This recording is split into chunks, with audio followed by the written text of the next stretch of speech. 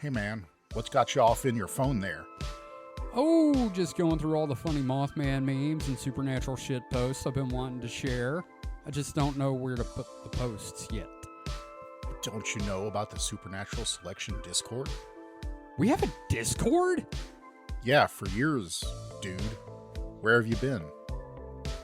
Can people chat with the hosts and get previews of upcoming episodes and generally post funny shit as much as they want with other listeners? I mean, if that's your bag. I mean, personally, I wouldn't do that, but there are even live streaming events for the shows there, too. You've been in a few. How do you not know this stuff? It must have been my doppelganger. How do I get into the Discord? It's easy. Just visit discord.supernaturalselectionpod.com. Now say that 3 times fast. Well, that's perfect. Now I can share 3 terabytes of Hollow Earth memes. Get it? Terabytes. Never mind. Forget I said anything. Just don't do that. You should definitely not visit discord.supernaturalselectionpod.com to join the Discord. We don't want you there. Too late. I'm already posting my alien abduction fan fiction with the general chat. Join the hosts and listeners of Supernatural Selection on the official Discord. Just visit discord.supernaturalselectionpod.com.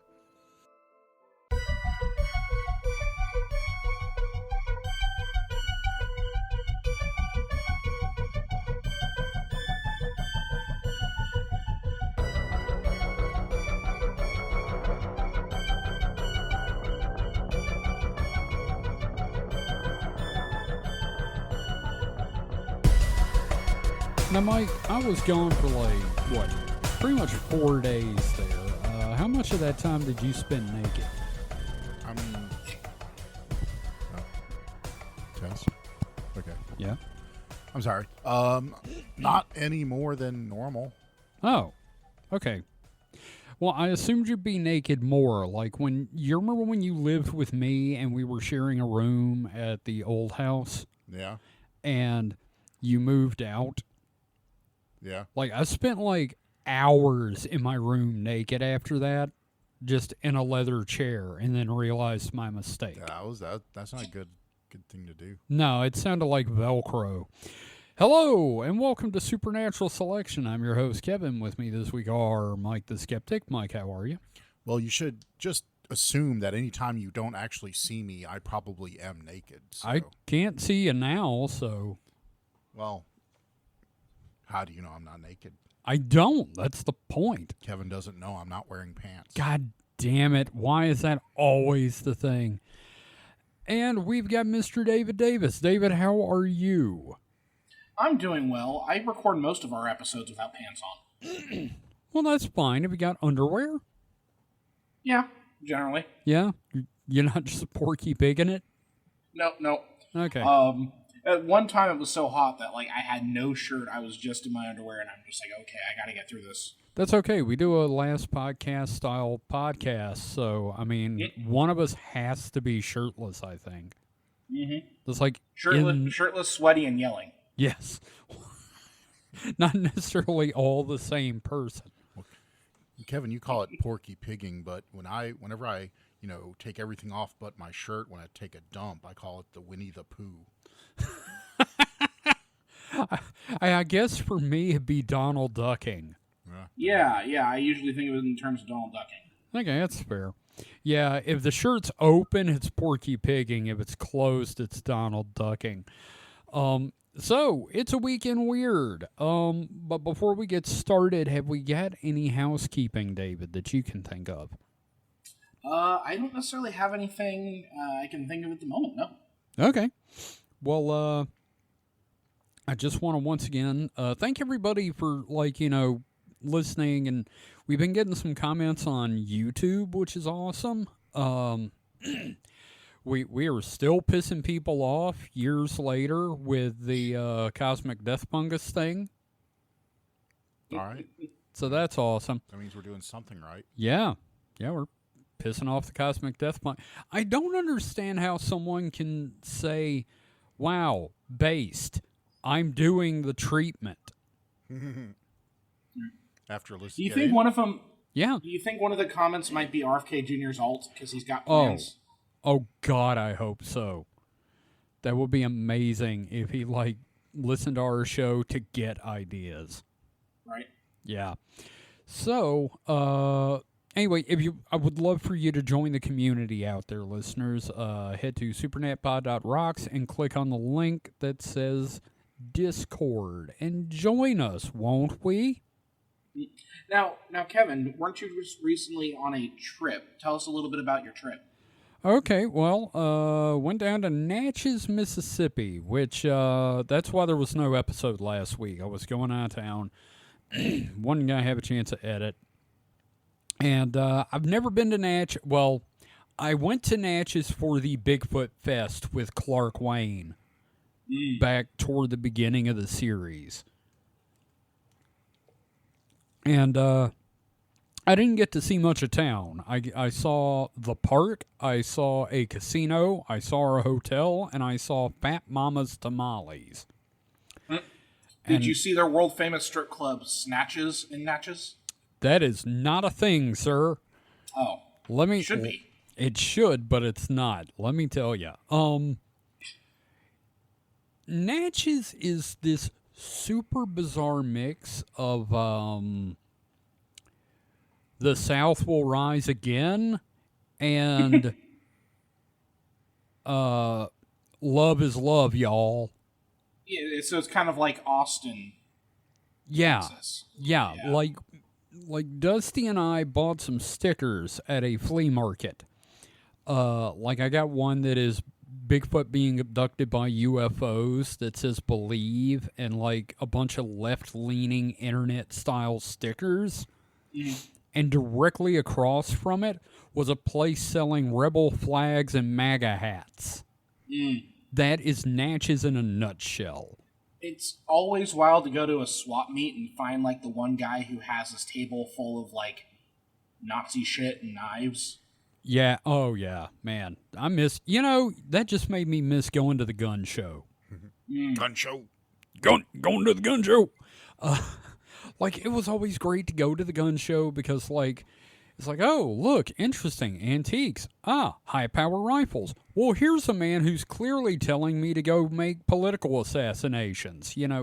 Many copies of the Turner Diaries. Oh, my God, so many. I didn't like that episode of Fairly Odd Parents, the Timmy Turner Diaries. Oh, man, just Timmy going, I wish for a race war. I prefer the Tina Turner Diaries.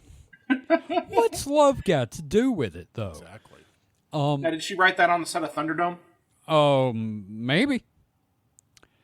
Kevin, I set you up. I set you up for it. Oh, shit. Dude, I'm sorry. I've had a day. Can we just get beyond Thunderdome? No. Yay! Okay. I remember the best joke I ever did about that was me and two of our friends were eating at a Greek place, and one of my friends ordered a gyro, and my other friend ordered a gyro, and I said, dude, we don't need another gyro. Then you ordered a gyro. We don't need to know the way home. And then I ordered a gyro. Sounds a little bit like you both had a Euro complex. Yes, pretty much. So, when they arrived, did you have Eurovision? It was the Eurovision Song Contest. Fuck you, Mike. I hate that you thought of that and I didn't. Anyway, Natchez was great. Really, really amazing food down there. Because there's nothing else to do. Literally. If there was literally anything to do down there, I would move in a heartbeat. It's beautiful. Just one of the most beautiful towns I've ever been in. And, like, I drove by one of the, like, it's pristine, untouched antebellum homes. And we drove by one, and I'm like, wow, that is for sure haunted by a bunch of dead black people. Y'all heard about that yes. plantation that burned down, right? Yeah. Good fucking riddance. Very exciting. But anyway, beautiful town, great food, nothing else to do. Spent the hottest parts of the day laying in bed watching YouTube videos. So, Yeah, it was pretty hot that weekend. it was fucking scorching. And the fact that it's like it's on bayous, so like it's the most. I live in the South. I know humid. I have never been in humid heat like this before in my life. Isn't that just like peak trip though? You like go somewhere and then you end up spending a bunch of time just watching shit in the hotel room. Oh yeah. Well, look, I'm just glad I went like in May and not during April when they do the tableau, which is the big celebration of the Confederacy. Oh, so that's when the South rises again. Yeah. Yeah, no, seriously. They have little black children out there pretending to pick cotton, enjoying it. No. Like, their whole thing, they talk about, we didn't have slaves, we had servants, and they enjoyed it. Ma'am, you need to shut the fuck up and die. See, and they're the people who would do the plantation weddings. Yeah, it's fucked, man. Natchez, there's a book about it you need to read called The Deepest South of All. Like, I'm not even joking. It's an amazing book. It's a British guy that moved to Mississippi and spent time in Natchez and was like, holy shit! It's the South at its darkest and moistest. Yes. And again, it is a bizarre combination of, like, just right wing and left wing slammed together. You didn't say the best part about the tableau. What's that? There's two of them. Oh, there are two. One of them is super racist. The other one is less racist and has started focusing more on the treatment of African Americans during slavery because they have African American historians working on the other tableau. Oh boy, and then pretty soon they're going to go to war with each other. Yeah, no, they already have. Yeah. They were sabotaging each other. The two garden clubs were like at war. It's funny, you make it sound like a little bit of a goofy prank contest, but I'm just picturing like battlefields. It is malicious. Oh man. Yeah, no, it is like I can't even think of a joke to make. It's so fucking sad. Oh my god. Wow. Okay, that's like almost 15 minutes into this thing, and we haven't started with the actual news yet. Well, okay. I mean, you talked about your trip, but like, why did you take the trip? I wanted to get the fuck out of town for a few days, and I'd read the book. I was like, I have to see this place. Mm-hmm. And well, there you go. My question's answered. And the other thing is, I did it because, I'm writing The Errant Apprentice as a novel. Mm-hmm. I decided I'm transferring the King Runt story. You remember the King Runt story, right? With the girl getting kidnapped and the fried chicken and everything. Yeah. I've moved it from Columbia, which is a nothing town in Mississippi, to Natchez. Because holy shit, is there like a whole personality to that town. Yeah. So I like it. I had to go down there, and now I can paint pictures with words about this insane little town. Like you got to see it. If you ever get the chance to go to Natchez, go for a couple days. Don't stay longer. It's fucking boring as hell after that. Mm-hmm. But yeah, and check out Wardo's. Wardo's best. I've had a po' boy in New Orleans, which is, the place to get a po' boy. Mm-hmm. The one at Wardo's was way fucking better. It was extremely destitute.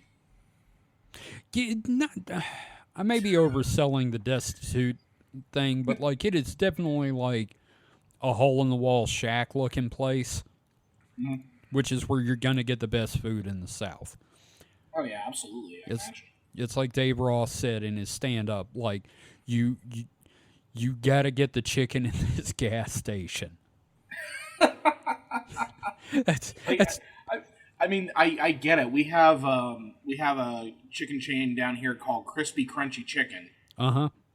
and like you get them in gas stations and liquor stores. Yeah. I've tried their chicken sandwich, and it is a pretty damn good chicken sandwich. Well, down here, 9 times out of 10, it's not a chain. It's just we bought a deep fryer, and we're making chicken. Like the original Colonel style. Yeah, that kind of shit. Yeah. They're like breading it there and everything. That's where you get the big chicken. Yeah. Oh, okay, if you haven't listened to Dave Ross's stand-up, you got to look up his Do you want wings or big chicken? It is fucking amazing. I really want to get Dave Ross on this show, but communication is tough. When you're trying to deal with somebody that's an active stand-up and is now like doing social media for E-Bombs World, which how the fuck is that a thing?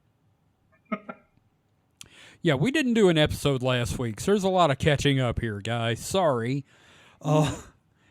So anyway, it's a weekend weird. We're gonna do me, David, then Mike. How's that sound? Everybody cool with that? Sure. Yeah. All right. So in our weird shit from Africa department, this article is from Doleo 24 News, which is Doleo24.com. From May 8th. Article is Mystery Surrounds Haunted Bus. Which, that's fun. Oh, God, I gotta pronounce these words now. Fuck, I gave up drinking at the wrong time. In the Chitugungwiza area, near a car repair garage in Chickawanaha Shopping Center, there's a parked bus that residents claim has not moved for several months, but has been displaying strange and mysterious behavior. Locals say the bus, which used to operate on the, Gandavarahoyi route in Gokwe, now appears to, quote, come alive every morning and evening at 6 a.m. and 6 p.m., lighting up its front headlights without any human intervention. According to multiple reports, residents have even heard music playing from inside the seemingly abandoned vehicle, seen figures sitting quietly as if dozing off, and witnessed a conductor shouting for passengers to board. After hearing these unsettling accounts, a journalist spent 5 consecutive days observing the bus during the claimed times and confirmed that the lights do indeed turn on at those hours. Speaking to Kwayedza this week, several community members expressed concern and disbelief over the strange happenings. Among them, Tatanda Gurwe, 34, who identifies himself as the owner of the bus. Adam Gaku of Chitungwiza said many residents believe the bus is haunted. You know, I kind of felt like the article had already stressed that. Well, you know, the Magic School Bus was never the same after Miss Frizzle died. Yeah, this is the Dark Magic School Bus now. This is the Aleister Crowley tour bus. Please don't let this be another field trip with the Frizz. We're going to our death. Yeah. Where are we going, Miss Frizzle? To hell. Quote, that bus near Chikwanha is cursed. Sometimes you hear music from it even when no one is inside. Other times it changes direction on its own. One morning, I saw the green headlights switch on, and again in the evening. But during the day, they're off, he said.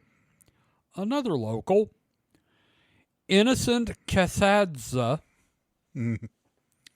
offered a different view. I want to point out, I'm not frustrated with these people having these names. I'm frustrated with my own stupid pronunciation. Oh, no, we're all terrible pronouncing words. So. Yeah, we're awful. It's like Mike. Great. It's like Mike with Latin. During a fungus episode. Anyway, quote, some people say the solar-powered lights switch on at night due to lack of battery storage. Others believe business owners use traditional rituals for success. Even us, as conductors, we work with them because we need the money. What? What is it? Does that sound like it relates to anything we've discussed so far? No. Okay, well, it's fine. Anyway, next name. Kainos Matimbanyoka shared an eerie tale. Quote, the bus used to be near Velvet Service Station before being moved to Chickawanha. The original owner reportedly died after being run over by it while repairing it underneath. People believe his spirit now haunts the vehicle. This bus has a taste for blood. I've seen that look on a bus before. It's had human flesh. The death bus, the bus that causes death. God. He added, quote, it's possible the deceased died in anger, and his unrest is manifesting through the bus. It won't carry passengers again until traditional cleansing is done. However, Gerway denies any claims of witchcraft or supernatural activity. This is my bus, and it is not cursed. The green front lights are solar powered, and due to limited sunlight in the mornings and evenings, they turn on automatically. It's true we haven't had a battery for a while, but the engine is still intact, he said, inviting the journalist inside the bus to inspect it. He even unplugged the lights to demonstrate how they work. Quote, as for the rumors of people sitting inside, those are just garage workers resting or eating. The bus isn't haunted. Even the driver once told me about the gossip, but I didn't take it seriously. I'm amazed people peek into the bus and point at it like it's a spectacle, Gerway added. He explained that the bus used to operate with Chitungwiza, but later shifted to the Gokwe route until it got stuck in mud while leaving the garage and has remained parked since due to a dead battery. It's been over a month now, he says. We just need a battery to get it moving again. The parking space is saved. We don't use witchcraft. People shouldn't fear boarding it once it's back on the road, he said. I don't know. It sounds like the kind of thing a guy that owns a haunted bus would say. I mean, paint that on the side of the fucking bus. We don't use witchcraft. Not haunted in giant red letters. This article is so pointless because there's no point to this article. No, there isn't. I love it.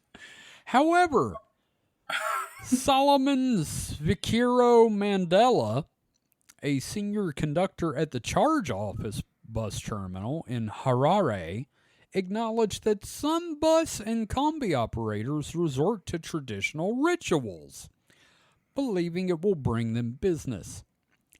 I can't deny the use of some juju. Here at Charge Office, there are buses that no one else is allowed to drive except the owner. Sometimes they block the queue, and if you try to move them, they won't start, or you'll see smoke. We have to call the owner to come and move it himself, Mandela explained.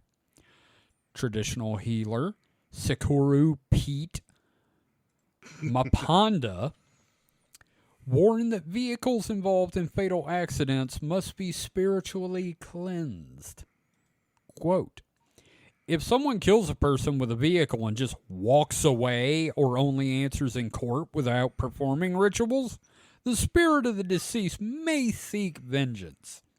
That's why you'll see the vehicle doing strange things, like killing more people. It's a sign the spirit needs to be appeased, he said. Or the spirit is lonely. The bus is killed. It will kill again. I'm sorry. That's rabid bus. You got to put it down. Isn't this just Christine? You know, you're not wrong. My thing is, I like just, the article's pretty pointless. Then at the end, the bus will kill again. Like we gotta give them something to end on. I mean, fuck. Well, I did hear that they're going to get a new owner. The bus is going to get a new lease on life, including a new battery. There's a little website called Bang Bus that's going to... No. God, can you imagine a haunted Bang Bus? Ghost Cooch. I mean, I don't know. Gives new meaning to the term ectoplasm. Oh. Oh, God. Yeah, so either way, when you approach the bus, you don't know what kind of wail you're hearing. Oh, God. Oh, calm down, Jesus. Oh, Lord. Man, I'm glad I read that one. That was silly. It just reminds me of the police station with the goblins haunting it. Exactly. I love those stories. Absolutely. So, that's my first one. David, what have you got? Okay. Excuse me. All right, so I've got one from futurism.com, one of my go-tos. This is by Noor Al-Sabai. Hey, it's one of our other hosts. Right. This is published May 17th. Brazilian super cows reportedly close to achieving world domination. I welcome our bovine overlords. You all remember Cow and Chicken? Yes. Yeah. Super cow, al rescate! Love it. Okay, so the subheadline under this is "These are no normal bovines." Oh, lovely. And then the section title is "More Cowbell." Are these the cows that are these the cows that you see in like the Chick-fil-A commercials? Ooh. the cows that can plot the genocide of another species? Yes. Hyper-intelligent murder cows. Or are these the cows that, they were at the restaurant at the end of the universe? Hello, sir. Would you be interested in pieces of my body? No, these are the beauty pageant cows. Oh, no. God, this is worse than Pageant Moms, or whatever that show was. What was it, Pageant Moms, or what was it? Whatever, I don't care. The one with where they horribly mistreat their children for fame because they've gotten old. Yeah, what was the one that had her own show? Honey Boo Boo. Oh, I was gonna say Bebe, but yeah, Honey Boo Boo. Yeah, her mom would just hop her up with fucking Red Bulls. Yeah. God, what a horrible human being. Man, fuck her mom. Fuck this planet. Anyway, David, tell us about the cows. Yep. In southeastern Brazil, bovine beauty pageants help determine the most genetically desirable cows in the world. And these super cows are changing the meat farming industry as we know it.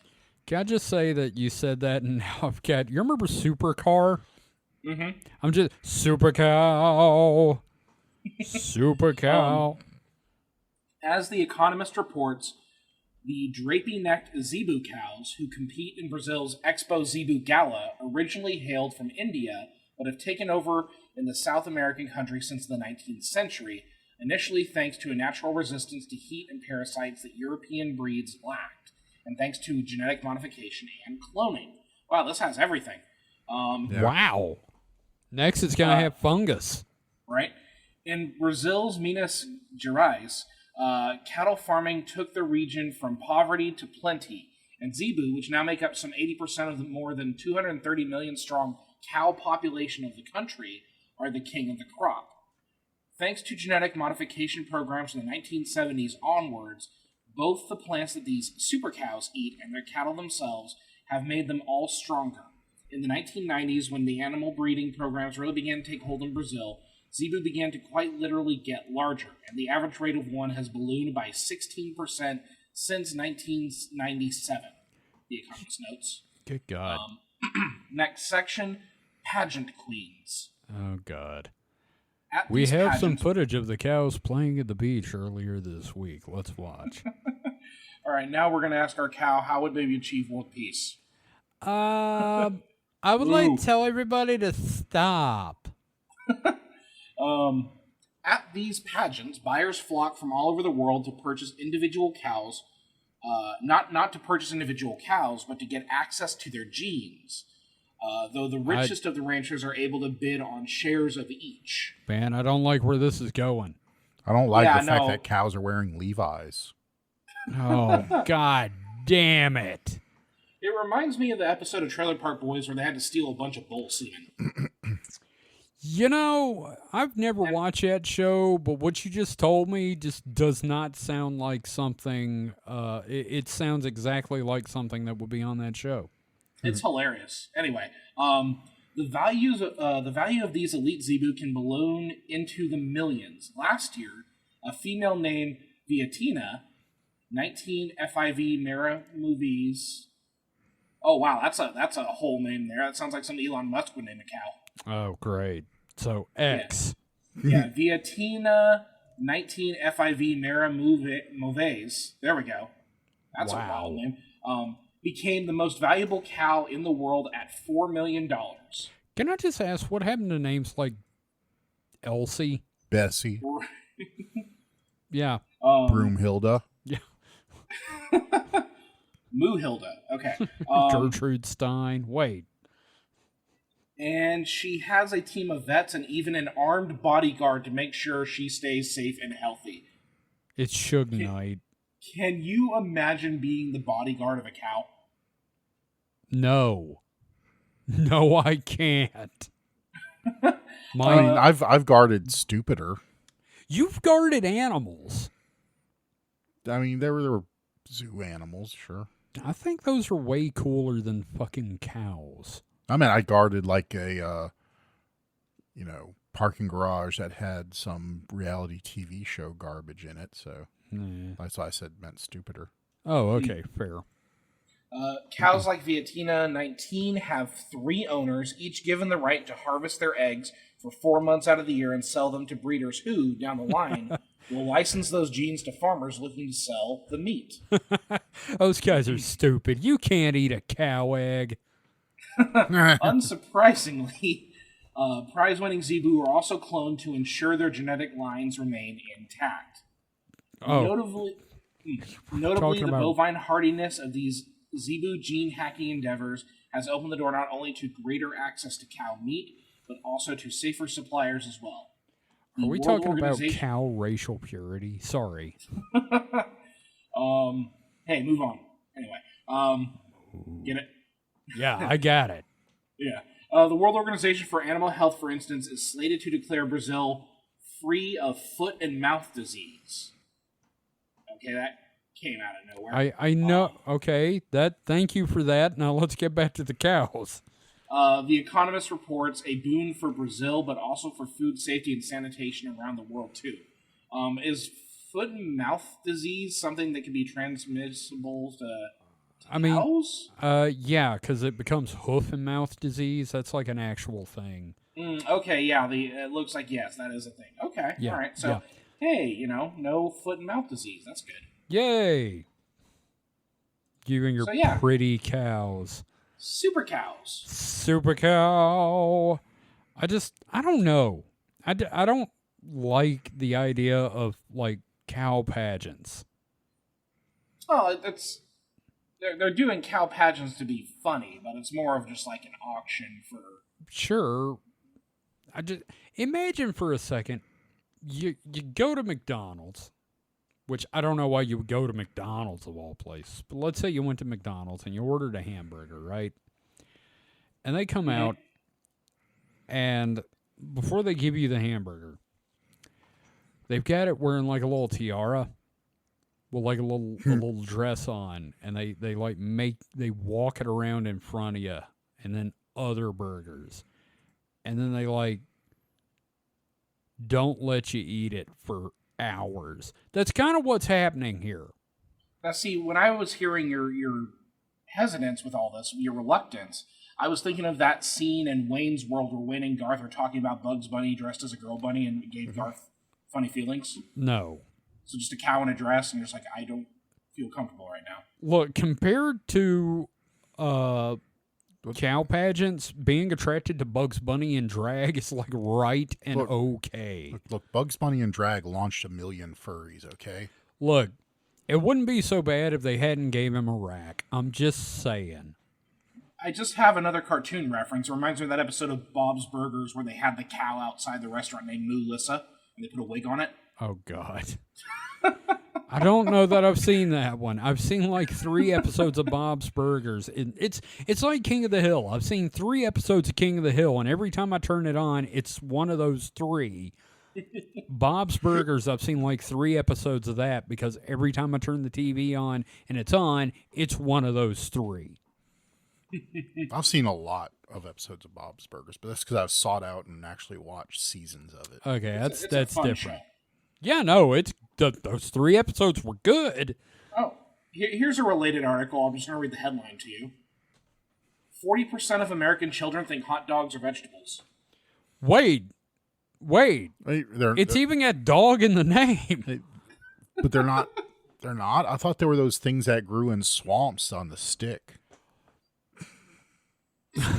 Those are corn dogs, you dink. Oh, that's right. Those are corn. Well, no, you just take the corn dog and you shuck the corn dog and you have a hot dog. I forgot about shucking a corn dog. Someone please end my freaking life now. What the fuck? God damn it. You're kidding me. No, there's this a whole ass article about kids. It says 40% of American children think hot dogs are vegetables. Subtitle, we're doomed. Yes, we are. You know, I want to. These are the same kind of kids that you could convince that tater tots come from trees. Well, I wonder if they think that like chicken nuggets are just like they take a little chick and like deep fry it. They think that about the dino nuggets. I mean, the dinosaur. Oh, yeah. Dude, we bought a box of those dino nuggets the other day, just on a whim, on a lark, and man, those are really good. You know, I can't It's been get a while. anybody to agree to buy. Like, I've tried to get Dusty, like, when we've been at the store, I'm like, you want to get some dino nuggets? And she's like, no. I'm Kevin, like, do it. But dino Do it. nuggets. Get some dino nuggets and get some barbecue sauce. You know what? I've got Chick-fil-A sauce, believe it or not. Okay, well, there you go. But yeah, I'm no, like, set. I don't know, man. It was nice and nostalgic. They were nice and crispy and just like, oh, man, it took me We back. didn't have them when I was a kid. In fact, I remember when McDonald's first came out with a McNugget, and like everybody was like, "What part of a chicken is this?" So yeah. Look, I just need to go back to Walmart so I can get some steak fingers. God did that and some friggin' mashed potatoes to dip them in. Apparently, Walmart has in our area. Walmart has the like monopoly on steak fingers. Yeah, they got the lockdown on that shit. What the fuck is a steak finger? It's like a. You it's don't like know a, what? Okay, steak fingers are to country fried steaks what chicken nuggets are to chicken patties. It's like a country fried steak nugget, but elongated. Yeah, it's like a long. It's like you cut a country fried steak into strips. Yeah, and Yeah. they always gave you like ketchup to dip it in school, but it was also mashed potato day. Yeah, Everybody dipped it in the mashed pro move, potatoes and the gravy. Dip the Gotcha. steak finger in the mashed potatoes. Yeah, because Like- ketchup just made it taste like metallic-y. We were kings, and we didn't even know it. Well, but something Kevin and I disagree on is the stop sign pizza. I love those things. Kevin hates them. I didn't hate them. I just He said, Is there's this is a this the one brand? with the hamburger meat and the cheese? yeah, Yeah, no, see, every time I had that growing up, I would throw up. So, like, I'd try to get the other pizza, like the rectangle one or the French bread. yeah. I think the stop sign pizza was the superior pizza. Well, it's Stop fine. sign is a brand? Well, it was No. it was in a shape like you got it on your Oh. tray. It's an It was- octagon It was shaped actually pizza. What the it was fuck actually is with only the a, names of these things that you ate as children? Well, we came up with them because we didn't know what they were called. Yeah. Like the French bread pizza, we didn't know what to call it, so we called it a boat pizza because it was shaped kind of like a boat. And then, the kids think that the hot dogs are made of vegetables. So, hey, Yeah. things have not changed. Yeah, they have. and the Look, if somebody said, man, hot dogs are vegetables when we were in school, yeah, no, they would not have survived the bullying. yeah. These are like 4 to 7-year-olds, by the way. Yeah, I reiterate, they would not have survived the bullying. And the stop sign pizza I think was technically called a Mexican pizza. Yeah. I think just because it like resembled tacos because it had like yellow cheese and This is- It's beef. It's Mexican pizza in the same way that if you put corn on a pizza in Europe, it's American. But they also served us taco quote unquote salad, which was basically just ruined tacos because it was like a cup, one of those little food service paper cups full of like broken taco shells. Yeah. And meat and cheese. Yeah. And lettuce in Yeah. another cup. Yeah, let me give you a quick rundown of what happened that morning. Oh shit, I dropped the tacos. Well, taco salad day. Yeah. Now, did they give you sauce as well, or are you just like raw dogging like I don't a dry remember. taco? I'm pretty sure they did not give us was much just salsa. I mean, there was cheese. Sort Oh, of. I'm least. sorry. This is the South. The salsa would have been buttermilk. No. God, what's wrong with you? What the fuck, dude? We're not heathens. Yeah. We're weird, but we're not heathens. Jesus. No, that's right. No, that's right. The lettuce and the cheese came in a little paper cup. There was in the large compartment of the tray. cafeteria tray was broken taco shells with an ice cream scoop of ground beef on top of it.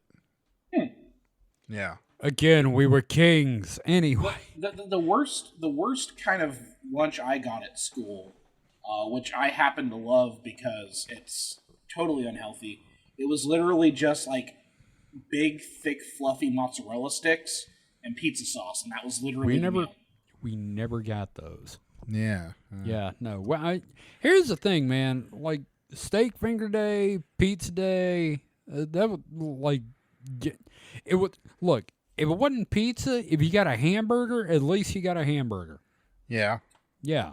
I remember one school I went to had a deal with Domino's Pizza, and they had like 20. They had like 10 or 20 pizzas early on in the lunch hour, so you had to get there fast to get some Domino's pizza.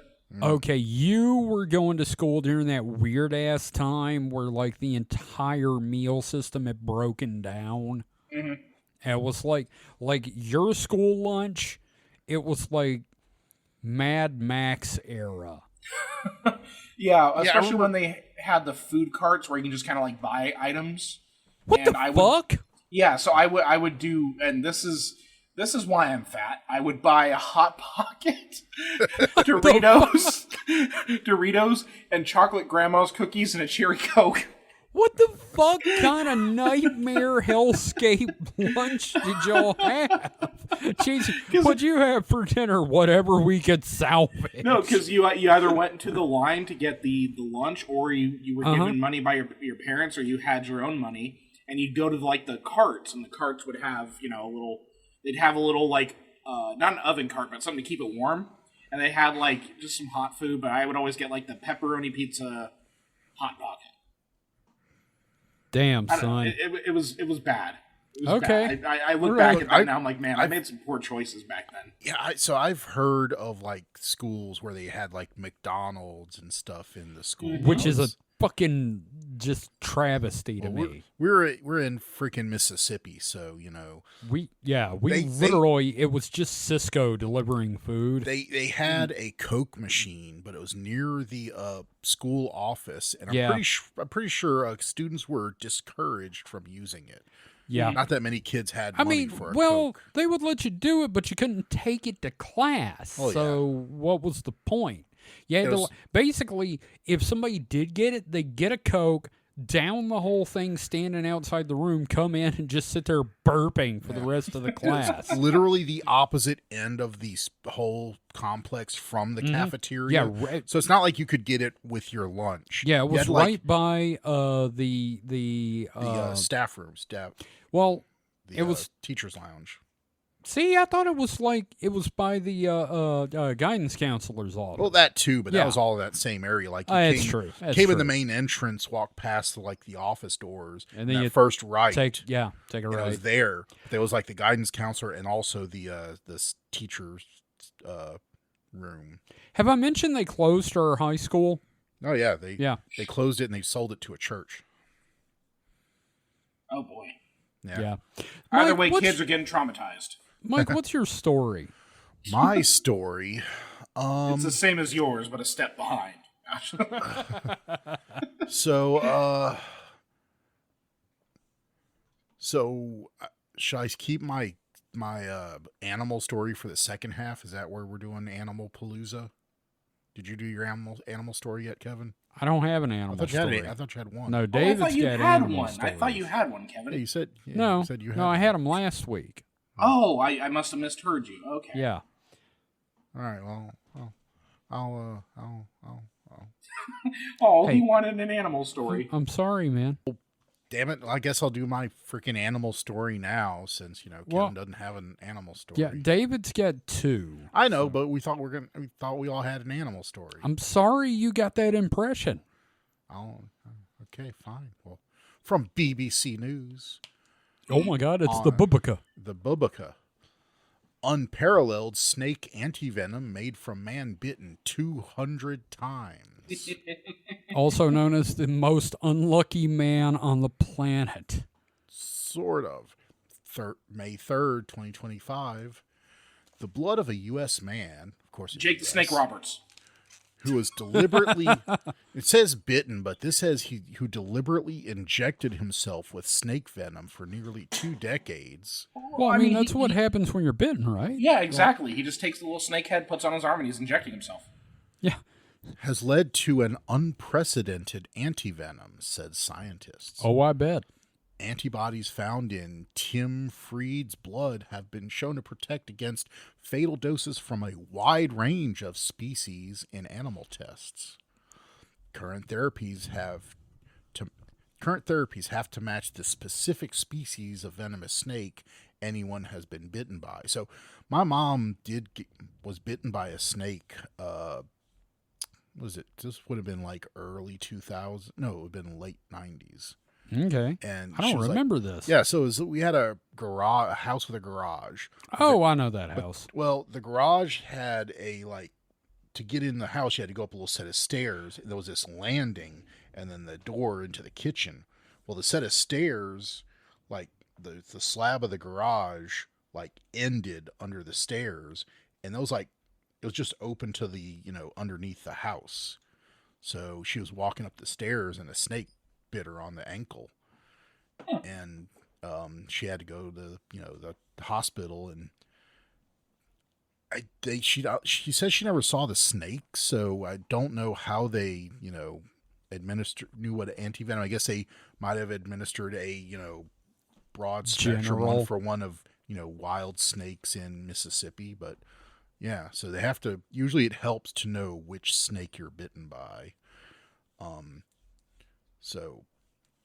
But Mr. Freed's 18-year mission could be a significant step in finding a universal antivenom against all snake bites, which kill up to 140,000 people a year and leave 3 times as many needing amputations or facing permanent disability. In total, Mr. Freed has endured more than 200 bites and more than 700 injections Holy shit. of venom he prepared from some of the world's deadliest snakes, including multiple...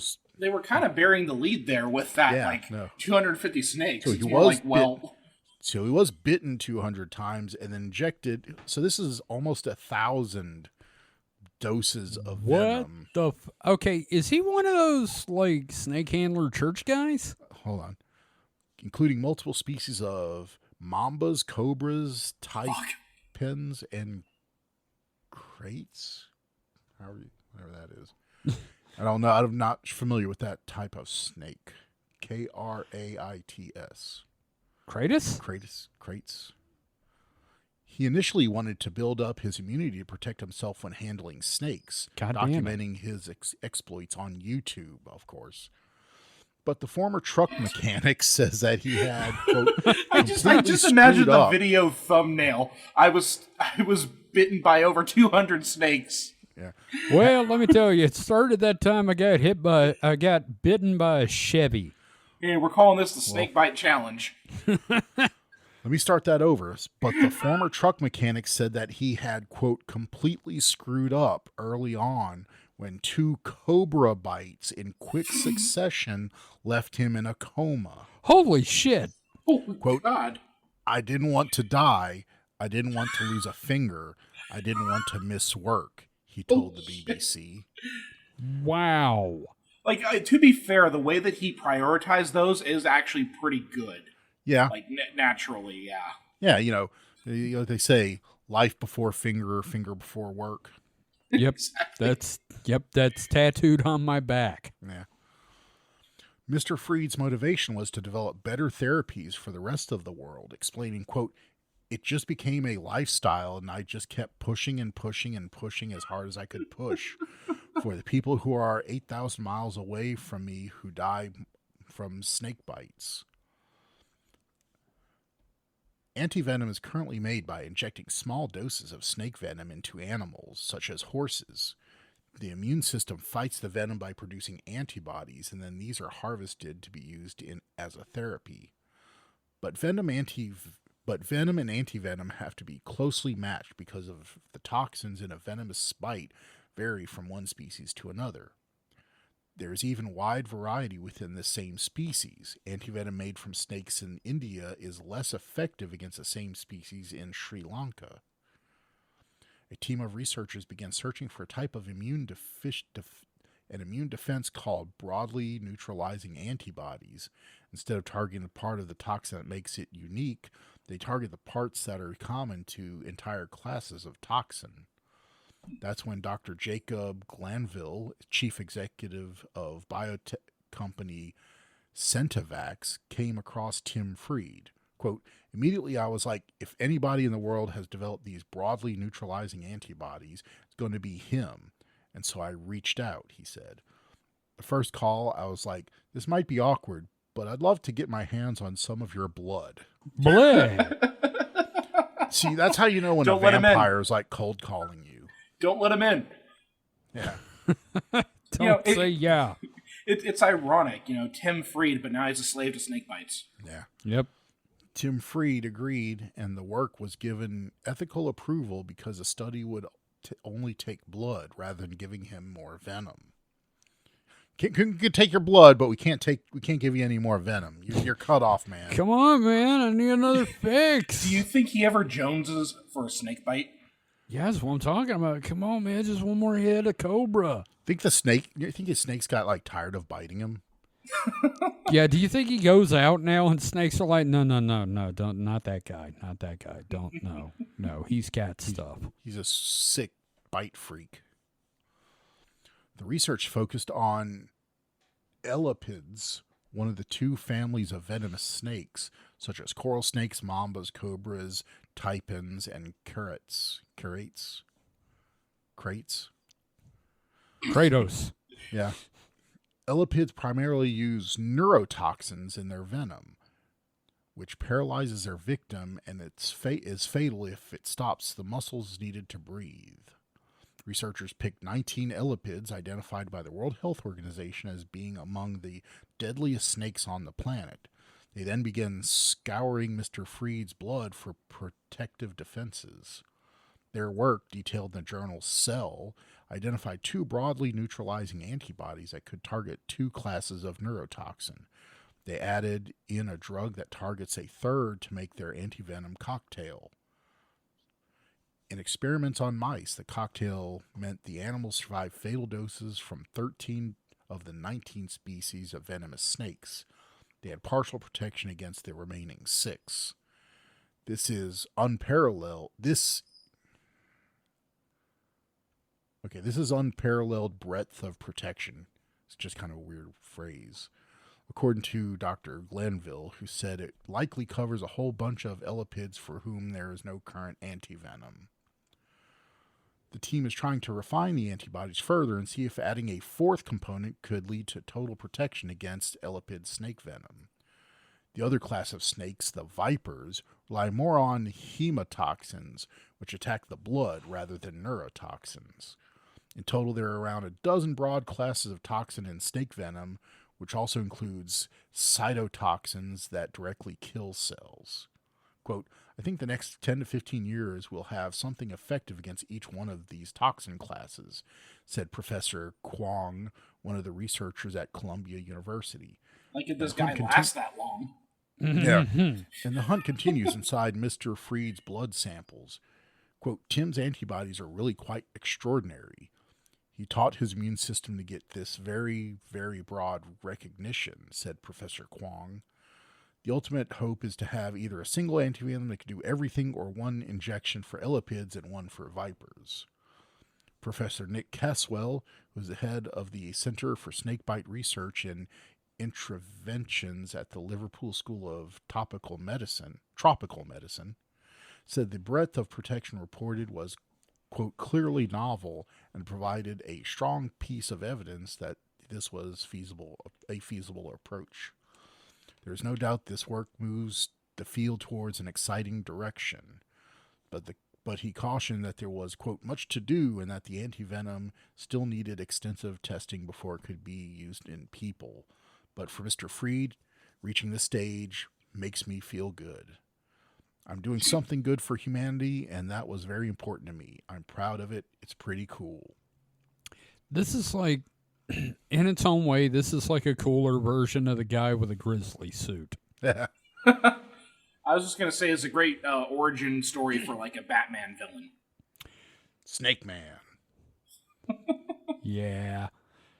I don't know. Good for him. It's a hell of a thing, though, to be like, oh, crap, I got bitten by a snake a lot. Yeah. I'm going to do it again. Like, I'm glad his very, very strange and dangerous life choices are paying off. Yeah, because otherwise it's just fucking sad. Yeah. This is the timeline where he survives. Look, he's just lucky snakes have, have venom and a need to like study it, because otherwise he just could have turned into like the snake version of the Tiger King. Oh yeah. Here's a question. When's he get the superpowers? He has to have a radioactive snake first. I don't know, man. I just Do you think he hears a baby rattle and his mouth starts watering? Oh, God. God, that's weird. Well, that's interesting. Yeah. Man. Can you imagine? I've never even been bitten by a non-venomous snake, and I hope to not be bitten by any. Yeah. I've held a couple of snakes, but I've never like been bitten. Been small snakes. I mean, to be honest, I don't think I've touched a lizard until recently. So, Well, the one you picked up so the cats wouldn't kill. yeah, they were. Look, so Ginger and Gretel, they did not get along at all. But so when you see them like sitting calmly next to each other, Yeah, I was like, something's up. there's some shit going down. The Kill Bill siren starts going. Yes. Yeah, I was like, okay, there's something here, and I look, and I'm like, it's a lizard. Well, what's the most exotic animal you've ever been able to touch? For me, it's a shark. I don't know. I guess a horse. I don't know. I didn't get to touch the bald eagle. Domesticated for thousands of years. That's the most off the wall animal you've been able to touch. I do not live an exciting life. Sorry, Mike. I saw a bald eagle in a pet crate. Okay, that seems illegal. Well, so I was working at the zoo. Okay. And yeah, see, that way it's only illegal if you don't have a degree. I got a call in like the middle of the night because I was working, overnight. I was going to be there until like 7 a.m. I got a call from the head veterinarian saying that the Forest Service was going to be coming and they're going to be bringing a bald eagle that they found that like, I think it had like hit a tree and like injured its wing. It's George the Jungle that's on. That's a metaphor. So, yeah, up rolls a forest ranger, in a pickup truck, official pickup truck and everything. But he pulls a big dog kennel out of the back, one of the big plastic ones, and in it's a fucking bald eagle.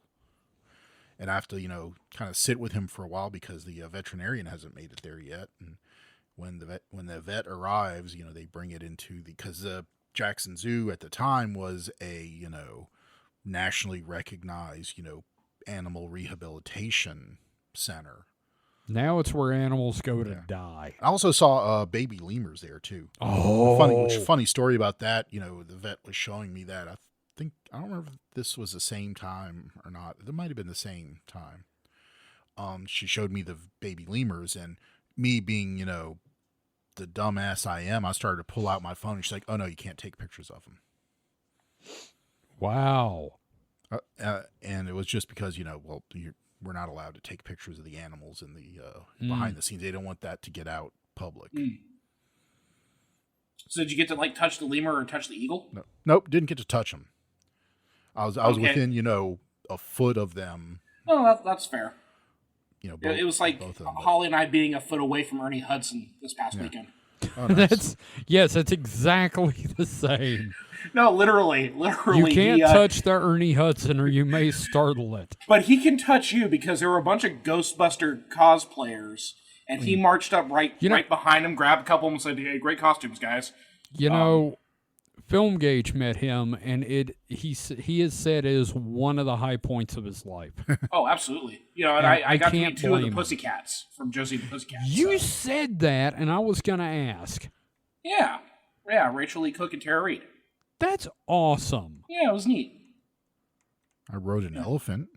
Okay, you won. Wait, what? What the fuck? Really? That counts. So in New Orleans, when I was a kid, one of the features they had at the zoo was elephant rides. How the fuck do you not lead with that in an animal you touch? I just remembered it. Okay. I forgot about the elephant rides until just now. But yeah, no, you paid, you know, however much for the kids to get up on the elephant, and it literally walked around in a big circle in this like enclosure. Elephant was probably miserable. Was his name Stampy? I don't know. Okay. But yeah, just remember that. Okay, well. I don't know if I actually touched. Does it count though? Because I don't know if I actually touched the You elephant. rode an elephant. But it had that counts. it had a blanket on it. It doesn't matter. You rode an elephant. Yeah, I mean, I think it counts. Yeah, definitely. Yeah, I mean, it's way better than a fucking horse. Yeah. Well, okay then. Wow. Break time. Yep. All right. I'm going to host the show now. All right. We're going to take a break, and we'll be right back with our next set of stories after this.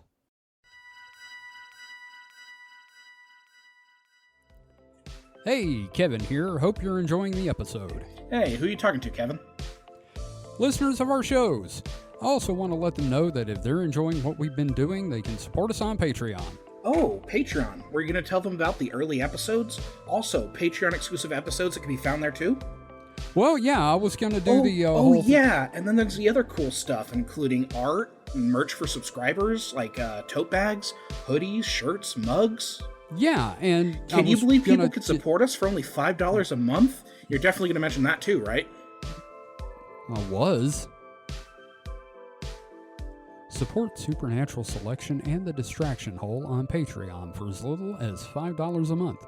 Visit patreon.supernaturalselectionpod.com to learn more and get started today.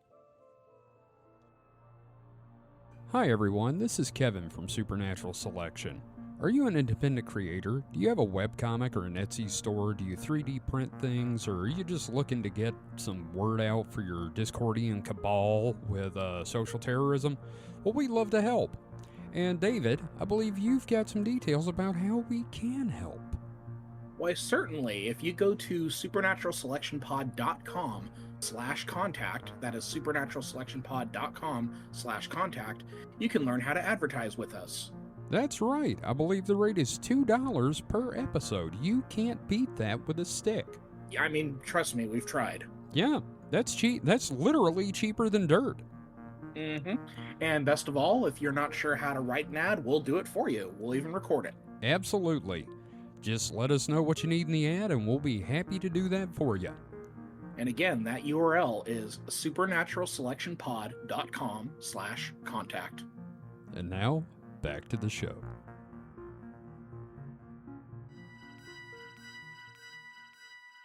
And we're back. Does it count that the guy that ran the small grocery store we used to shop in Vicksburg said he had an invisible camel? I don't think so. Okay. Did you touch the invisible camel? Well, I mean, he had like a noose hanging from like the wall that he said was where he tied up his camel. And now that I'm older and I think back on that, I'm like, why did he have a noose on the wall? I wonder in the freaking South why a white man would have a noose on. Oh no, he was from the Middle East. Oh, His that makes it even more. His name was Habib. Mind you, of course, being from the South, he pronounced it Habib. Oh, okay. Yeah, his name was George Habib. Kevin, as long as he never asked you as a young boy to go, touch his invisible camel in the No, background. he says its name was Clyde. Anyway, so I did remember that also, like, I was in an aquarium once, and it had like one of those like touch tanks. It had like fish. I just don't remember specific fishes though that I touched. I just remember in general. I mean, I've touched like a stingray and stuff like that. I think but it might have been the a shark was the stingray, most so. novel. Shit, I touched a dolphin. When did you touch? Okay, a well dolphin? there you go. There used to be an aquarium on the coast called Marine Life, and Usually there's that's where you put an aquarium. You don't usually have them inland. but. Fuck off. Anyway, point is, it was called Marine Life, and they had dolphins, and I got to touch a dolphin. Interesting. Yeah, completely forgot about that. It was destroyed during Hurricane Katrina, and That poor dolphin. all the animals died. Oh no! Yeah, no, every goddamn one of them died. I started making the joke about the dolphin getting destroyed, but no, the whole fucking aquarium did. Yeah, no, they all died, man. Anyway. They recently opened a new aquarium on the coast. No, they did not. Yeah, they did. I'll have to look it up. They did. Okay, sure. Why not?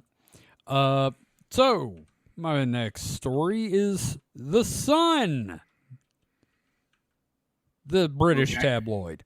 Oh, okay. I thought it was the incandescent gas mass. Yeah, no, unfortunately it's not.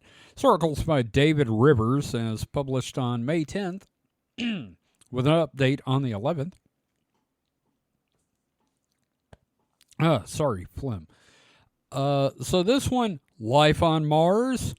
I know NASA is hiding evidence of aliens on Mars. I have photographic proof, and here's why they're keeping it secret. Oh, we're off to a great start. I love British tabloid headlines, man.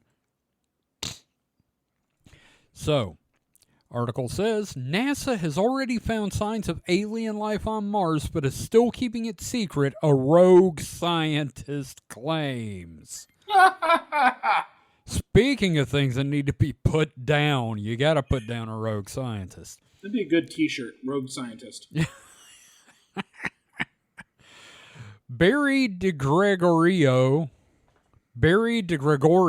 Okay, there we go. Barry DeGregorio, 71, believes rovers from the space agency captured snaps of alien fossils on 2 different occasions. And there are photos of just some random fucking rocks. No, those are fossils, sir. Uh-huh. Sure. And the picture of Barry, it's like if you took Billy Graham and put like a bad wig on him. Oh, boy. So, in 2018, NASA's Curiosity rover took images of what it said likely show crystal growth. I almost misread that as crystal meth. But DeGregorio accused NASA of failing to investigate properly and spent 2 years researching the images himself. The author, who wrote Discovery on Vera Rubin Ridge, traced fossils on Mars, then concluded they were biogenic, meaning they were produced by living organisms. Mm-hmm. He theorized NASA was staying tight-lipped to boost interest in its hopes of sending humans to the Red Planet in the 2030s. How is not saying we found evidence of life gonna make people want to go more? Because they're afraid of the aliens. If you tell them there are no aliens there, they won't be afraid. Okay, fair enough. De Gregorio, an honorary research fellow. Honorary research Honoria. Gonorrhea research fellow at Buckingham Center for Astrobiology, now claims NASA found yet more evidence of alien life on Mars. He believes images snapped by the Perseverance rover in 2020 show signs of, quote, worm-like aliens who roamed its historic oceans. The astrobiologist, now that shit should be in quotes, the astrobiologist told The Sun, quote, I watched the rover coming down right on its landing site. So here's the problem with being called the Sun. Yeah. I'm just picturing him yelling into the sky. You know, that's why I said last time, too. He's just screaming at the big burning thing. Now, just picture Billy Graham in a wig screaming this at the sky. You could see the engines just brushing all the dust aside for the rocks to become apparent. And the very first images it took were these rocks that had holes in them. Then, after China's Zhurong rover mission, they published a paper where they said all the rocks that they found were of sedimentary origin and that they were formed in what? Hang on. Let's read that correctly wrongly. They published a paper where they said all the rocks that they found were of sedimentary origin and that they formed in water. It seems like Sue Wrong went very right. That's terrible. De Gregorio then saw a striking resemblance to the trace fossils he'd grown up studying in Lake Ontario on the border of Canada. He added, it made an intriguing hypothesis because I had always been fascinated by the trace fossils around Lake Ontario. I grew up around that area. We didn't have dinosaur fossils, but what we did have were lots of marine fossils dating back to the Ordovician period and even before. The sandstones that I found on the shores of Lake Ontario I felt were a good analogy to what we were seeing on Mars. Now we know that those rocks there are marine sedimentary rocks. It solidifies it a bit. And De Gregorio was so gobsmacked by the discovery, he thought NASA was preparing an announcement. But instead, he claims the rover failed to properly examine the rocks. He continued, so the fact that the Perseverance rover landed right on top of similar rocks was almost too much to bear. When I saw those rocks all over the place, I'm going, what? Oh my God. Oh my God. I thought for sure NASA is going to make a big announcement, and instead, what they did was they headed towards the opposite direction. So they didn't really analyze those rocks at all. De Gregorio doesn't believe the images point to an alien civilization, the kind that might be drawn up in a sci-fi film. But he does believe that they were jellyfish-type figures that can move around. He added, the holes in the rocks tell me the story that bigger organisms were there, but they were essentially marine organisms. So wormy things, maybe fish, possibly jellyfish, really ancient type things that moved around. I'm thinking wormy type things that were around during the Idicarian period. Then the climate on Mars changed and the atmosphere changed. The water probably got absorbed into the soil, and a lot of it left through the atmosphere due to the solar wind. It goes on and on about him saying worms. Yeah. I mean, for 8 more paragraphs. And it's mostly quotes, because if the sun is good at one thing, it's letting someone dig their own grave. Well, here's the thing. The whole idea of maybe ancient marine life on Mars, it's plausible. Oh no, that's perfectly fine. It's his attitude about it. That's the humor in this. The fact that he's an honorary astrobiologist. Right. And all of his experience comes from staring at a rock on Lake Ontario. I don't know. Certainly we must have someone slightly more qualified that could look at that. Surely you can't be serious. I can be, and don't call me Shirley. I don't know. I'm not, opposed to the idea that there was life on Mars. So, Hell, I mean, there probably still is. well, it's crabs. Well, yeah, exactly. We've covered this. We had a whole episode about it's crabs. So, yeah, it's obviously Mars crabs up there now, but before that, Mars worms. Right, Mike?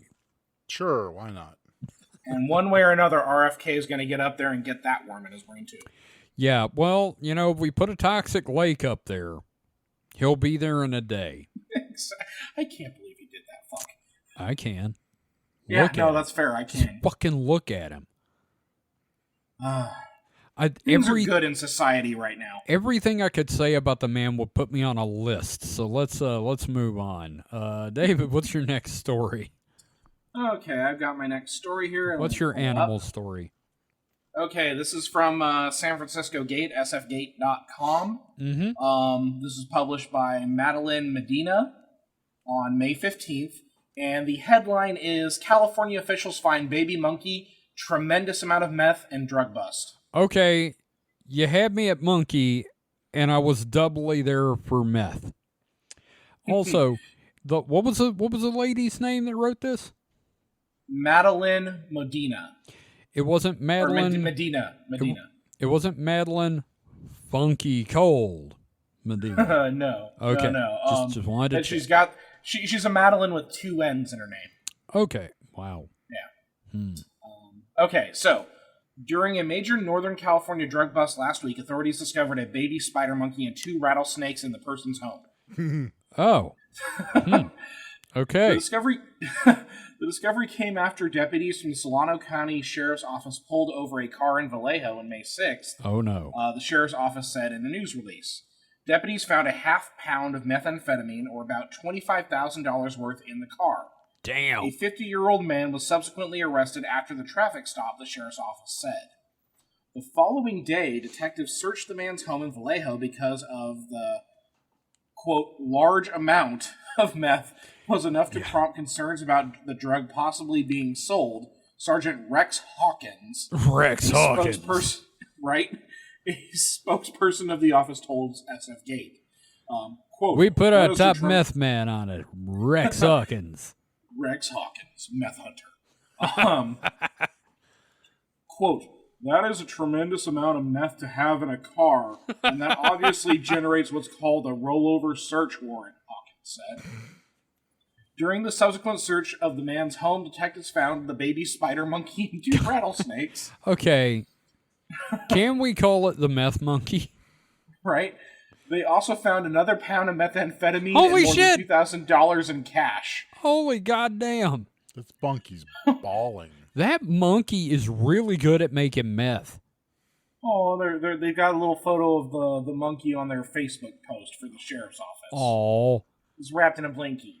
Oh my god, I saw that photo. That's adorable and kind of horrifying. The man is facing several charges.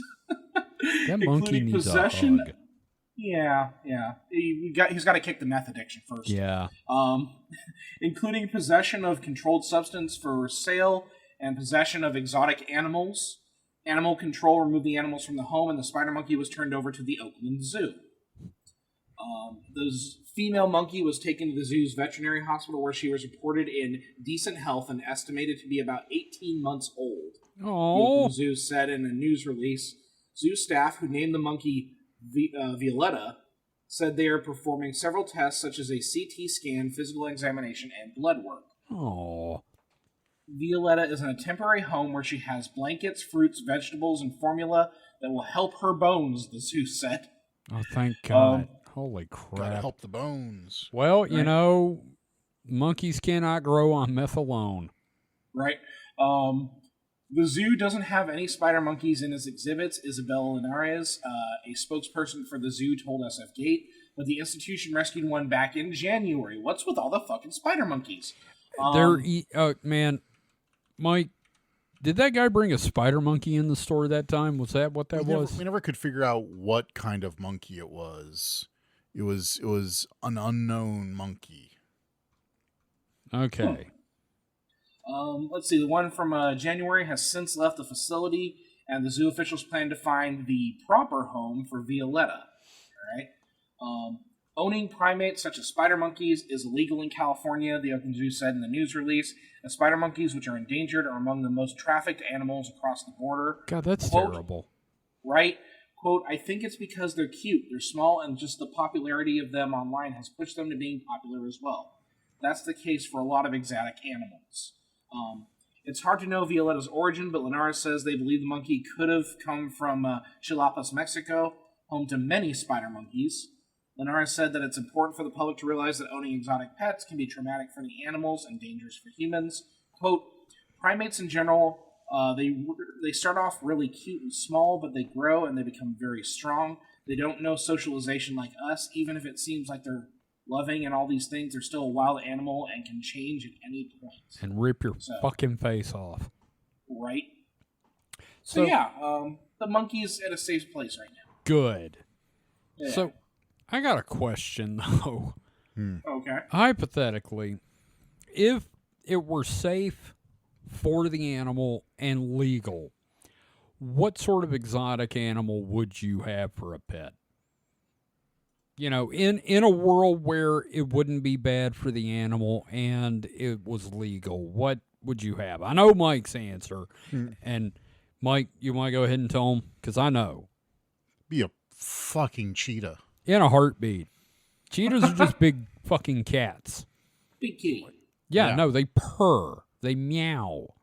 Just have to have like, a leather and chainmail fucking suit so they wouldn't like shred me. Or you could put like those rubber things on the claws instead of getting it declawed. Because like I've seen cheetahs that like just want to be petted. Yeah. And I'm like, I want one. They just act like I don't big think ass it's cats. only the claws you got to worry about, though. Sure, but Yeah.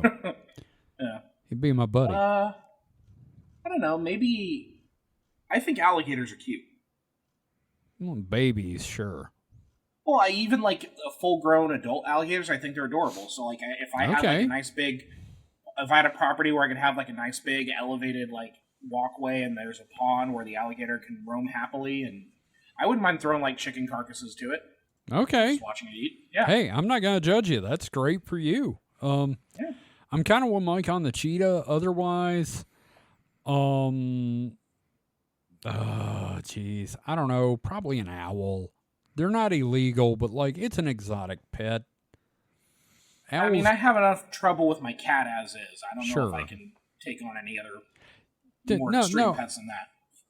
I gotcha. God, can you imagine our cats, like, dealing with a cheetah, Mike? Yeah. I'm sure this hypothetical involves like you have the means to support it in every other means necessary. Oh, yeah. This isn't like in your this current is- living situation, we just throw a fucking alligator at you and you have to take care of it. No, this is stupid-ass fantasy Like you- land where you everything won- works right. You won the lottery and you have a big ass house and Well, you could afford to like support this whatever exotic animal you could, conceivably if- think of. Man, I buy a... if that's sorry. the case, I am fascinated by like aquariums and aquascaping. Mm-hmm. Exotic fish would be cool, but I think an octopus. I could like watch one of those like just all day. Okay, see, I'm worried if I got an octopus, it would, like, steal my job. It'd be smarter than you. Yes. You just see it assembling a rudimentary lathe. I look over, it's like putting together a gun. When did you learn metallurgy, you weird shit? What the fuck? Oh, man. I don't... Oh, Christ. Well, anyway, I'm happy little meth monkey is safe. Kevin, Yeah? I want to upturn protocol here because David's story reminded me of a story I read earlier in the week, and I'm surprised I didn't put it in Week in Weird Talk. So can I go next? Well, we Well, need you to are establish next. a quorum. I am next? Yeah. Oh, okay. Yeah, I'm next. Yeah, the quorum approves. You're good. Yeah. Okay, well then I'm next. So we're going into the next one. It must have been just a week for meth and animals because Ohio police find raccoon holding meth pipe during traffic stop. God damn, what is it with meth, animals, and traffic? No, this comes from NBC News, so it's fucking official. I'm looking at a photo of a raccoon looking very ashamed of itself and a there's- hand holding a meth pipe. Yeah, I put it in the host talk. There is fucking video from the cop's body cam of the raccoon. No, the raccoon will not be charged with drug possession. Oh, thank God. After an Ohio woman was placed under arrest during a traffic stop Monday, an officer returned to the vehicle to find the driver's seat occupied by a pet raccoon with a glass methamphetamine pipe in its mouth, police said. Quote, "The raccoon has her meth pipe," an officer is heard saying with a laugh on body cam video. "That's evidence now." When the officer took the pipe away, the raccoon pulled out another meth pipe. What the fuck? Oh my God, the poor little addict. Quote, "While our officers are trained to expect the unexpected, finding a raccoon holding a meth pipe is a first," the Springfield Township Police Department said in a social media post. I just picture the little raccoon being like, okay, yeah, you want to smoke up? Sure, hang on, let me get the other one. We're going duo on this guy. Let's do this shit, man. The Fuck you, I got another one. The raccoon named Chewy was unharmed. Officers confirmed that the driver had the proper. Did they check his teeth? Yeah, Got meth mouth. had the proper paperwork and documentation to own the raccoon in Ohio, where domestication is legal. So She so actually had the paperwork. they had a legal raccoon and lots of illegal meth Typical Monday for Ohio. in Ohio. The incident led officers to further inspect the vehicle, and they found a bulk amount of methamphetamine, crack cocaine, and 3 used methamphetamine pipes, according to I the want to department. party with that raccoon. They also found another raccoon underneath the first raccoon with 2 more meth pipes. Oh no, tell me I'm not right. The vehicle had been pulled over after its registered owner was found to have an active warrant and suspended driver's license. Of course. Victoria Vidal, a 55-year-old from Akron, was charged with 3 counts of possession of drug paraphernalia and cited for driving under suspension.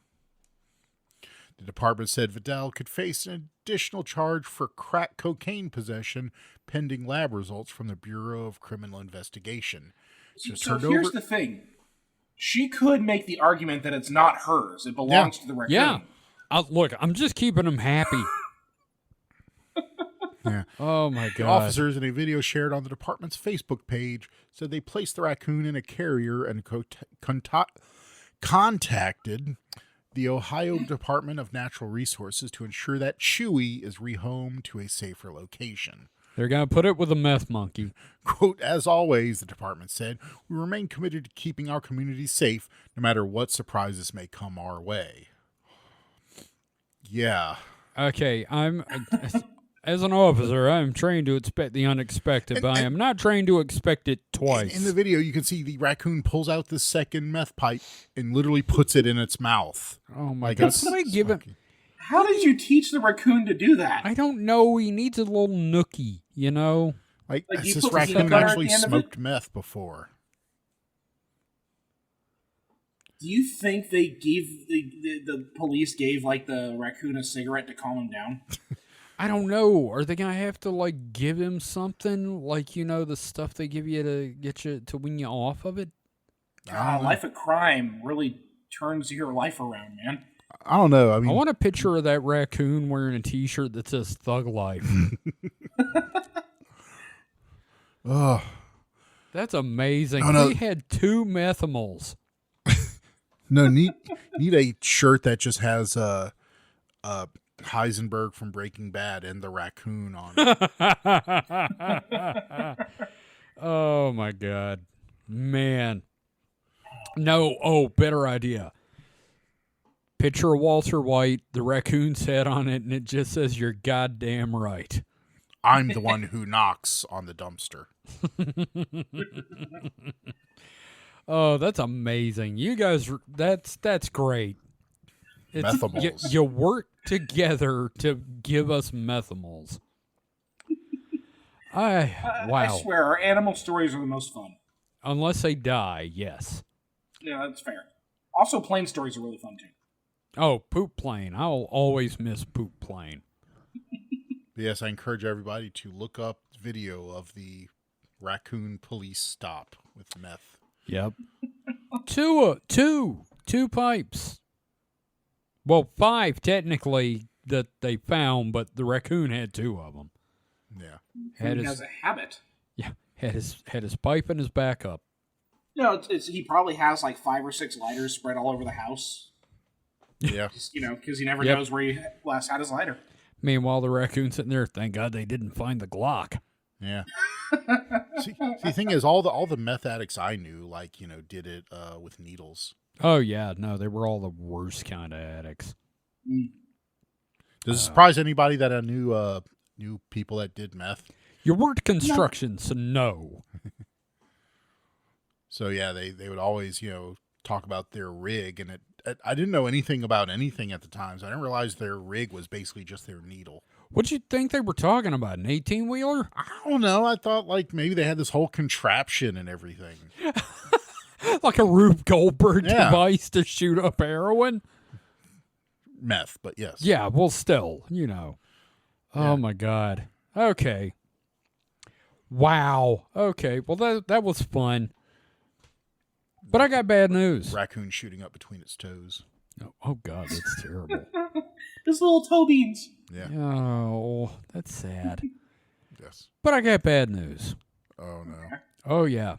It is time, gentlemen, it is time once again for the greatest segment in the history of all recorded media. That's debatable.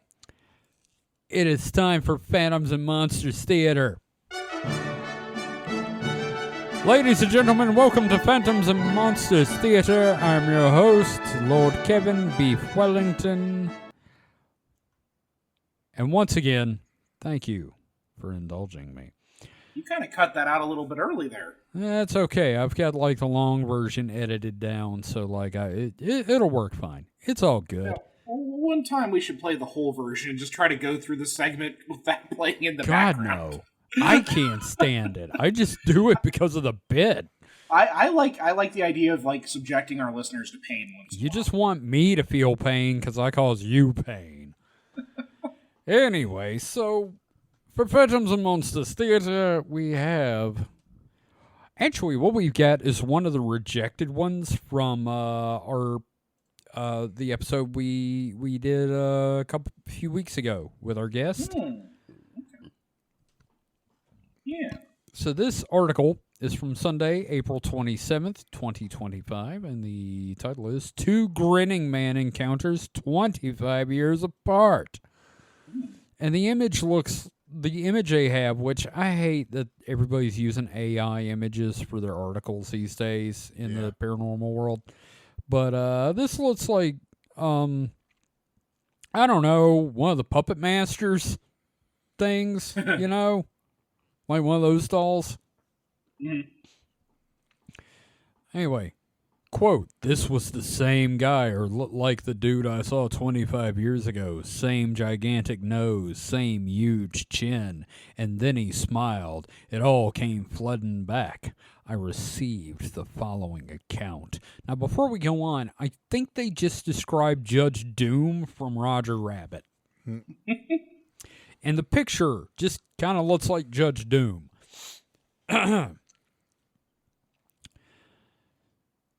This happened about 25 years ago. It happened only once, meaning it hasn't followed me around like some people report. I was driving in Torrington, Connecticut. While driving up a kind of crummy industrial street, I looked forward to seeing how the street was twisted. Wow, that's the best you got for the day, huh? I can't wait to see how this street twists. Sounds like he would have a blast at Natchez. God, you actually, yeah. While about 100 yards ahead of me on the driver's side sidewalk, I saw a figure. I could tell he or she was 1, dark, 2, tall, 3, walking very fast as if in a hurry to get somewhere. Now, my wife was in the car also, so I kept my eyes on it. As I approached him or her, perhaps within 30 yards, he suddenly whipped around looking straight at me. I'm picturing the dramatic gopher. Dun, dun, dun. Duh! Now I saw the entire figure dressed all in black. Big floppy black leather hat, big floppy black cape. Big floppy dick. Big floppy black dick. God. Black suit, except for a white shirt with perhaps a red string tie. Black pointy boots or shoes. He was very tall, over 6'6", and extremely thin. This is Judge Doom. This is literally Judge Doom. His face, well, it was very long and thin also. He had a jutting jaw, huge dark eyes. No, there's sunglasses. No, heavy brow, and his most prominent feature, an incredibly long nose. I mean, stunningly so. He was grinning, but not a friendly or a cocky grin. That's the only two kind. Educational or smutty. Yep. It was a menacing, mean grin. A grin that someone would use when they were saying, "I got you," or something hideous like that. Something that you would say to a child. I got you. And he kept looking at me as I drove past him. Just me. Not the car. Not my wife. Nothing but me. Or so it felt. As I drove past him, I looked in the rearview mirror. He kept his eyes on me. His grin was wider, and perhaps he was laughing. I've forgotten. I kept driving until he was out of my sight. My wife saw him. She confirmed what I saw. Nowadays, though, she isn't so sure. Was this thing perhaps the Hat Man? I've read up on this, and while some things match, others don't. His features were clean, not shadowy, but I was filled with dread even though it was daytime, and there was nothing really to get freaked out about. I don't really shake easily, but he got burned into my head, and he's been there for 25 years. I've never seen him again. He didn't follow me, and thank God I couldn't handle that, but there was something sinister about him. Usually when I see a weirdo, I may feel sorry for him. Oh, God. But this wasn't the case. I was scared, plain and simple. And then a follow-up email. Oh, God. It followed me. It followed me. I thought that this was my first and only time seeing this character. I even began feeling guilty that I thought this poor soul may have been evil. But now, 25 years later, I had a second encounter with this thing. That sumbitch. That's going to be a weird missed connection, Zad. Yeah, no. Saw you on street. You scared me shitless. This time under much more puzzling circumstances. I was cranking it in the bedroom, and I turned around, and there he was. I was driving. Was it on a curvy road, buddy? I was driving home from work. The road damp from a slight drizzle that had struck. Really? Struck? About all day. Usually, I'm a fast driver, always driving the maximum speed allowed by Connecticut law. 10 million miles an hour. This is cranking Molly Hatchet. Yeah. I'm not used to being passed by other vehicles, but looked in my side mirror. I could tell that a car was about to pass me with ease. As he pulled even with me, the car slowed down to match my speed and stared into my car. At first, I'd have thought it was a friend who recognized my vehicle. Looking into the car, I saw a man driving, all decked out in big Three Musketeers style hat. I thought he was simply a weird dude until he turned to meet my stare, and it all came rushing back. This was the same guy, or looked like the dude I saw 25 years ago. Same gigantic nose, same huge chin, and then he smiled. It all came flooding back, that terrifying, taunting, evil, teeth-filled grin. It sent shivers up my spine. Then something really weird happened. Throwing his head back in what I saw as a terrible laugh, he sped up and pulled ahead of me in the left lane. Then I experienced something I could not explain. When he was about 20 yards ahead of me, he suddenly took a right-hand turn at 70 miles an hour. He didn't pull into my lane. He just made a 90-degree turn, as one would do when he turned the corner of a street. Like this motherfucker just Tokyo drifted. So he just met Ratfink. I think so. I missed his rear quarter panel by mere inches. When I looked in the rearview mirror, I expected to see him spin out of control or smash into another vehicle, but I simply saw him traveling across the highway, headed at high speeds toward the wall lining the freeway. Not a chance he could avoid it. He was hustling towards a sure fatal crash with the wall when he simply disappeared. There was no crashing sound. No nothing. He was gone. Needless to say, I was shocked. How could a car doing 70 make a 90-degree turn? How did he just disappear? How could I have been the only other car on a busy highway during rush hour? And why 25 years later, Hat Man? Weirdo? This episode is... God damn it. Just, weirdo? This episode is much harder to explain than the initial meeting. That's my story. This thing is a creep. Seems to enjoy scaring the crap out of me.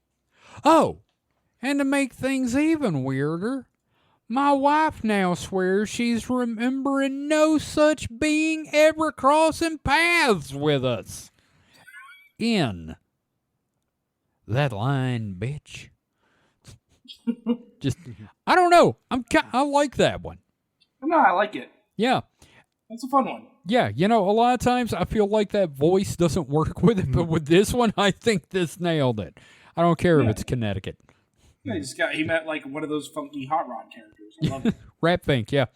That or, oh my God, injured cold. Oh shit, there you go. Bought a new car. and decided to wear a big floppy Three Musketeers style hat. I wonder if it had a feather in it. It better. Call me D'Artagnan. Call me D'Artagnan and rub my feet. I don't know. I'm just grasping at straws here. Oh, man. I'm glad I found a couple of good Phantoms and Monsters for this. Yeah, absolutely. We'll have another segment next time. Speaking of episodes, last time we recorded, I said we were going to be talking about Carrie Thornley. Let me tell you something. The Discordians are hard to write about. I mean, I think part of it's because their lives are so chaotic. Mike has been, once again, witnessing me read this, and it's difficult. Yes. It's very difficult, and also, I think part of the thing is hippies just have been pissing me off when I read this. Kevin hates hippies. Damn hippies. I kind of do because, like, All right, all their big their big philosophical revelations are the kind of thing like a 15-year-old comes up with while stoned, like, no, like, even when we're sitting still, we're moving because, like, the earth's moving, man. It's like, and then they go write a fucking folk song about it and you want to punch them in the teeth. Anyway, so I'll have it done as soon as I can. So Kevin's just, mad that they got to slam hippie puss. I am really not, Oh, because Jesus. I know what it looks like. I've seen photos. Oh, God. I'm from the internet. Thank you. Anyway, that's it for this week. Kevin really wishes he smelled like patchouli. God, I hate it. Here's the thing. I miss patchouli as opposed to people come in smelling like skunk weed. Sure. Yeah. I'd rather you smell like shitty hippie stuff than cheap-ass weed. Anyway, Mike, have you got anything you'd like to plug this week? No. Okay. David, do you have anything you'd like to plug this week? I believe I'll start writing the next Nun episode. Oh, my next God. week. I'm excited. Yeah, I've got time to finally do that shit. I am so excited for sexy nonsense. And then probably after that, because the internet is willing it, I will probably do Dead Internet 4. God damn it. A little distraction from the magic before things get magical again. We should call it Dead Internet 4, I Swear I Thought I Killed It. There we go. Yeah. And for me, you know what? There's a great... If you want to get into audiobooks and you just can't get into, like, one dude reading a book at you, there's a website called Graphic Audio where instead of just audiobooks, they do full cast recordings with sound effects and theatrical soundtracks. They basically turn books into radio shows, and it's pretty fucking neat. So check that out. That's a non-paid plug. There you go. So, thank you everyone for listening. We will be back next week with something. So, if you would like to learn more about the show, head to supernatpod.rocks. That is supernatpod.rocks. You will find a link to our Discord, our merch store, our Patreon, and every episode of this show and the Distraction Hole. You will also find episodes grouped by topic, which we'll get to updating that soon. So, thank you once again, everyone, for listening. We will see you next time. So until then, stay safe and stay frosty. Goodbye. So who would win in the meth animal fight? Would it be the meth monkey or the meth raccoon? You know what? I feel like the meth monkey could call in a meth gorilla to back him up. Meth monkey. The That meth head monkey. Can you imagine a meth gorilla? God, Oh my no. God. Yeah. It's like that, 100 guys versus one gorilla, and now put the gorilla on meth. Oh, man. Honestly, it'd probably just be the meth monkey riding the meth raccoon. Yeah. Oh, that'd be adorable and awful.